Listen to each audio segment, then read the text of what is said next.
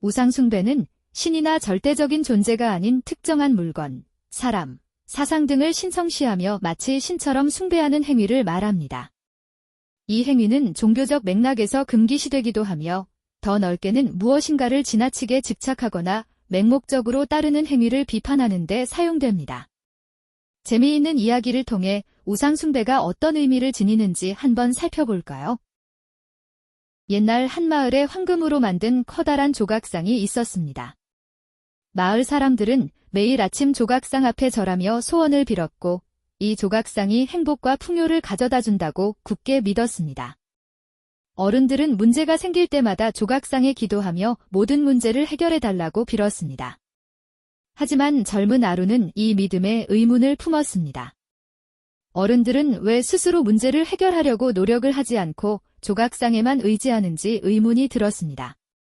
아루의 이러한 질문에 어른들은 겁에 질려 그를 꾸짖었습니다. 조각상을 모욕하면 재앙이 닥칠 거라며 그런 생각조차 하지 말라고 했습니다. 그러던 어느 해 큰 가뭄이 찾아왔습니다. 논밭은 갈라지고 강물도 말라붙었습니다. 마을 사람들은 조각상 앞에서 간절히 기도했지만 비는 오지 않았습니다. 굶주림과 절망 속에서도 사람들은 문제를 해결하려는 노력을 전혀 하지 않은 채 여전히 조각상에 의지하며 희망을 걸었습니다. 하지만 아루는 조각상이 아무런 도움도 주지 못한다는 것을 깨달았습니다. 그는 스스로 해결책을 찾기 위해 강가로 향했습니다. 강을 살피며 상류로 가던 그는 산에서 내려오는 물길이 막혀 물이 다른 곳으로 흐르고 있다는 사실을 발견했습니다. 아루는 마을 사람들에게 물길을 복구하자고 제안했지만 사람들은 겁에 질려 그의 말을 무시했습니다. 조각상이 해결해 줄 것이며 믿지 않으면 더 큰 재앙이 올 거라고 말했습니다. 아루는 혼자 삽을 들고 물길을 파기 시작했습니다.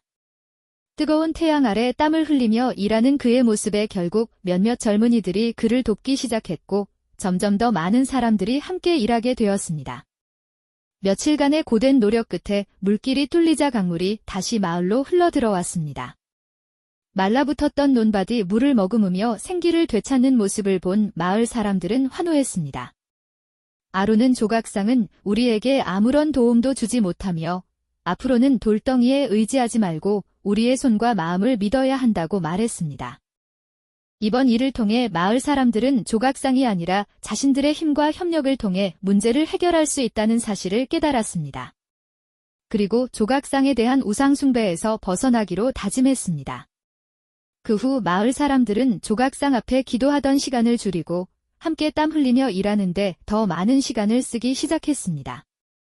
그들은 점차 더 풍요로운 마을을 만들어갔고 서로를 믿고 의지하는 공동체로 거듭났습니다.